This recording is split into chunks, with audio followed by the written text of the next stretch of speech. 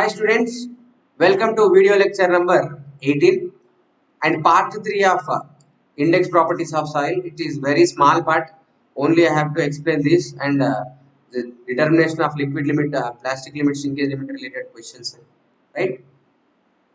So, ఇంకొక one more thing ఏంటంటే we opened a civil index అనే ఒక టెలిగ్రామ్ పేజ్ ఓపెన్ చేసామండి. దీనివల్ల మీకు అడ్వాంటేజ్ ఏంటంటే daily quiz of 8 questions, any particular subject సంబంధించిన 8 questions చేస్తాము. And any information regarding notifications or anything we post in that followed by ఇందులో ఇప్పుడు మన క్లాస్లో చెప్పుకునే ఈ అబ్జర్వేషన్స్ స్కాన్డ్ కాపీస్ అందులో నేను డైరెక్ట్గా పోస్ట్ చేస్తాను. స్కాన్డ్ కాపీస్ నేను పోస్ట్ చేస్తాను. ఈ క్లాస్ నుంచి ఏదైనా నోట్స్ ఇవ్వాలి అనుకుంటే అది దాంట్లో పోస్ట్ చేస్తున్నాను. మీరు అందులో జాయిన్ అవ్వండి, యూజ్ చేసుకోండి service. And please subscribe this channel also. నేను లాస్ట్లో చెప్తున్నాను, సో ఈ వీడియోకి మాత్రం ఫస్ట్లో చెప్దాం ఫిక్స్ అయ్యాను. Please subscribe. అండ్ మీరు నిజంగా కంటెంట్ లైక్ చేస్తే లైక్ చేయండి. Okay. Question number 1, a steep flow curve indicates soil of. So liquid లిమిట్కి సంబంధించిన క్వశ్చన్ ఇది. ఏంటి అంట, ఒక స్టీప్ కర్వ్ ఉంది, అదే విధంగా ఒక ఫ్లాట్ కర్వ్ కూడా ఉంది. మనకి ఇవ్వలేదు, లెట్ ఇట్ బి అనుకుందాం. స్టీప్ కర్వ్ అంటే టీటా మోర్, స్టీప్ అంటే theta more, right no? Yeah. So theta is equal to IF is equal to liquid W1 minus W2 by log of N2 by N1. So ఇది మన theta, IF and other parameters ఉన్న relationship. Theta is equal to IF is equal to, IF is proportional to, theta is equal to IF proportional to loss of shear strength.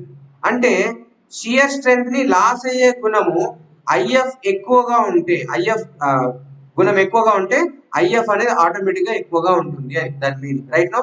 So IF is inversely proportional to shear strength. Okay, IF is inversely proportional to shear strength. IF ఎక్కువగా ఉంటే loss ఎక్కువగా ఉంటుంది.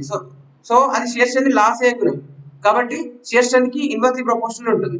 So ఇక్కడ చూడండి, theta is equal to IF కాబట్టి theta inversely proportional to shear strength. వాడు ఏమంటాడు, steep curve అంటే theta more shear strength less. So answer will be A, low shear strength.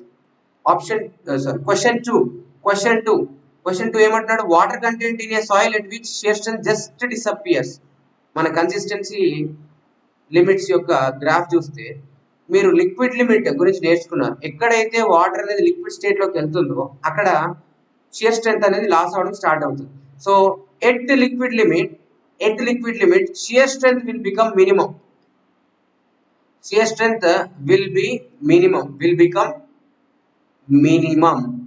So ఎంత ఉంటుందా minimum? 2.7 kilo pascal, right no?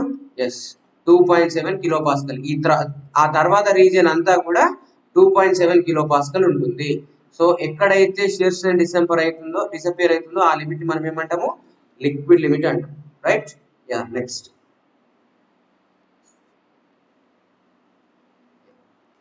Question number 3.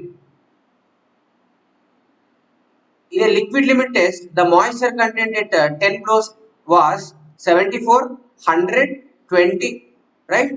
So తను ఇచ్చిన data ప్రకారం మనం construct చేసుకుందాం. చూడండి ఏంటి అంటే, లిక్విడ్ లిమిట్ టెస్ట్లో మాయిశ్చర్ కంటెంట్ at 10 blows ఉన్న దగ్గర మాయిశ్చర్ కంటెంట్ ఎంత ఉంది అంటే 74% ఉందండి. ఓకే, అదేవిధంగా 100 blows ఉన్న దగ్గర మాయిశ్చర్ కంటెంట్ ఎంత ఉంది అంటే జస్ట్ 10 ఉంది, just 20, it's 20, right? Followed by మనకు లిక్విడ్ లిమిట్ అడుగుతున్నాడు. లిక్విడ్ లిమిట్ ఎక్కడ వస్తుంది? 25 blows దగ్గర వస్తుంది. ఈ మాయిశ్చర్ కంటెంట్ అడుగుతున్నాడు. ఒక్కసారి చూద్దాం. ఈ మాయిశ్చర్ కంటెంట్ మనకు టీటా కాన్స్టెంట్ కదా ఆ టోటల్ లైన్ కి, రైట్? టీటా కాన్స్టెంట్ కాబట్టి నేను ఇలా చేస్తాను. చూడండి, ఫస్ట్ ఈ రెండిటికి నేను టీటాస్ క్యాలిక్యులేట్ చేస్తాను. Theta 74 minus 20 by log of 100 by 10 is equal to constant కదా. నేను నెక్స్ట్ కంపేర్ చేస్తాను. ఏ రెండింటి కంపేర్ చేస్తాను? ఇదిగోండి, ఏ రెండింటి కంపేర్ చేస్తానంటే WL20ని కంపేర్ చేస్తాను. ఓకేనా? ఎస్. సో WL అండ్ 20ని కంపేర్ చేస్తే ఏమొస్తుందంటే liquid limit -20 by log of ఎంతండి 100 by 25, 74 minus 20 54 by log of 10 is equal to liquid limit -20 by log 4. So log 4 ను 2 స్క్వేర్ అని రాయొచ్చు. 2 ను ముందుకు తీసుకురండి, 2 ను ముందుకు తీసుకొచ్చారు. సో ఏమవుతుంది 2 log 2. నాకు 2 log 2 వాల్యూ తెలుసు, మీరు గుర్తుపెట్టుకోవాలండి. ఎక్కడ వరకు గుర్తుపెట్టుకోవాలి తెలుసా? Log values until 7 you have to remember. ఇప్పుడు log 2 గుర్తుండాలి, log 3 గుర్తుండాలి, log 5 గుర్తుండాలి, మిగతావన్నీ చేయొచ్చు. ఎలా అంటే log 4 ఉందనుకోండి, you can do it as log 2. Okay, yes. So log 6 ఉందనుకోండి, log 2 ఇంటూ log 3, log 8 ఉంటే log 4 ఇంటూ log 2, అలా మీరు R2 క్యూబ్ 3 log 2 ఎలాగైనా చేయొచ్చు, రైట్? సో ఈ పాయింట్ ఆఫ్ వ్యూలో నేను log 2 ని సబ్స్టిట్యూట్ చేస్తాను, విచ్ ఈస్ ఈక్వల్ టు 0.301. ఏమవుతుంది 54 by log 10 base 10 1 is equal to liquid limit -20 by 0.6 into 54 plus 20 is equal to liquid limit. So ఏమవుతుంది liquid limit is equal to 0.6 into 50. Basically 0.6 into 50 నేను ఏం చేస్తానంటే 50 + 4 into 0.6 + 20 అని రాస్తాను. 50 into 0.6 30, 4 into 0.6 2.4 plus 20 which is equal to 32.4 plus 20 52.4. Answer will be 52.4. So answer will be this 50. Nearest answer select చేసుకోవడమే అంతే AW point of view, right? Next question number 5. The moisture content of a clayey soil is gradually decreased from a large value. What will be the correct sequence of the occurrence of the following limits? Moisture content gradually decrease అయింది అంటున్నాడు, increase అయింది కాదు, decrease అయిందండి.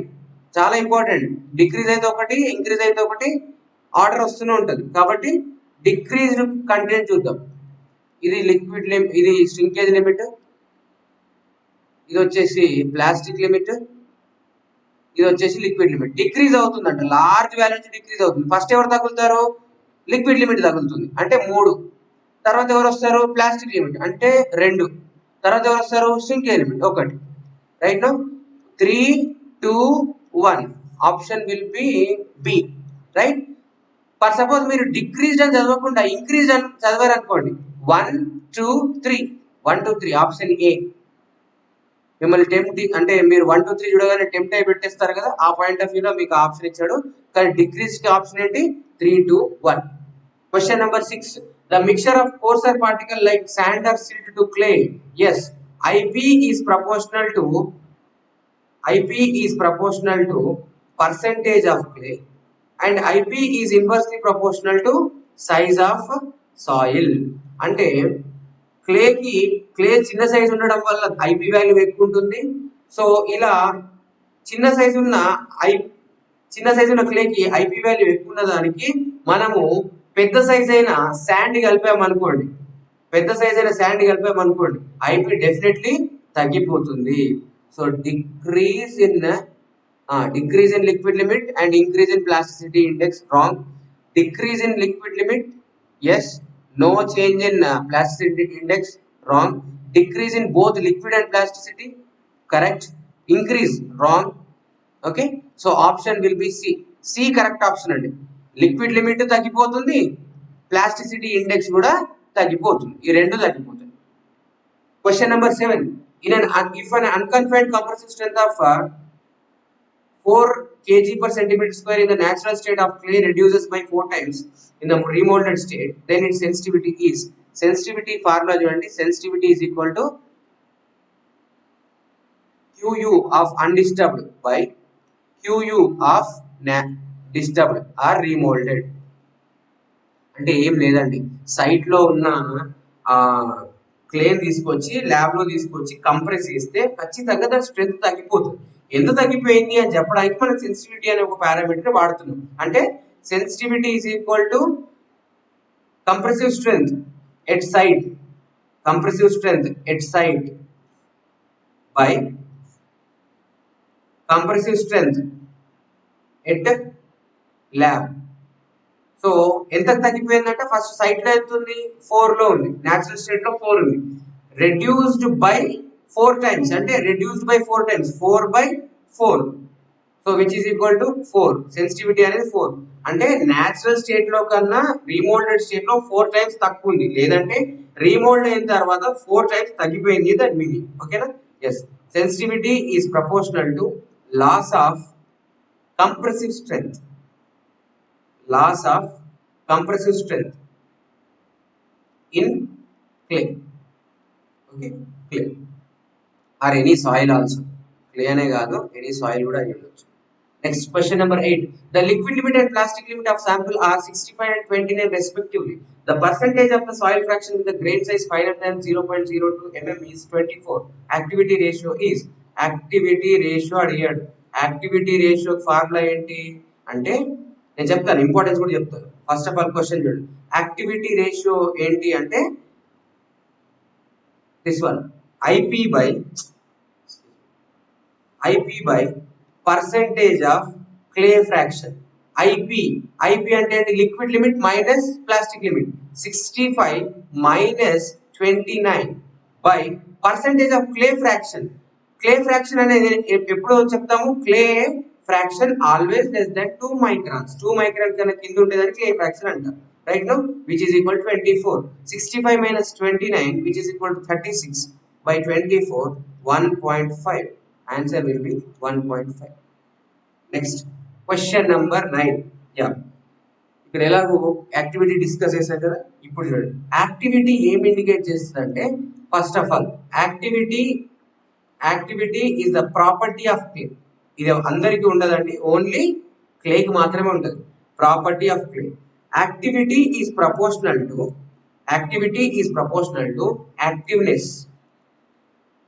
activeness in presence of moisture. అంటే water ఉంటే వాళ్ళు ఎంత active గా ఉంటారు, స్వెల్ అవుతారా, స్ట్రింక్ అవుతారా?